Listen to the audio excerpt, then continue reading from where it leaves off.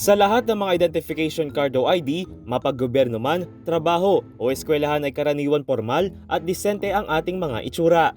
Pero paano na lang kung ganito ang iyong itsura sa inyong ID?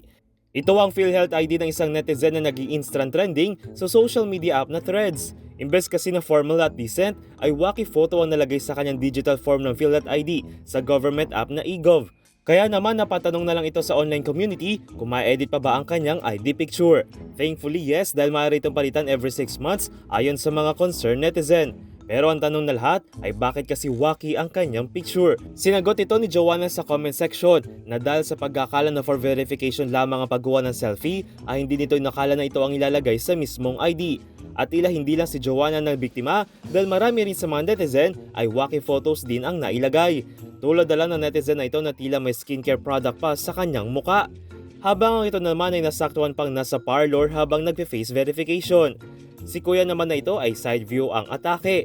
Pagyut naman ang atake ng isang netizen. Habang tila may ininda naman sa leg ang netizen na ito sa kanyang half-naked tilt na ID picture. Samantala ang post na yan ay umabot na nga ng higit 14,000 hearts sa naturang app na may libo-libong comments, repost at shares. Para sa DZRH TV, ito si Dustin Bayog. Una sa Pilipinas, una sa Pilipino.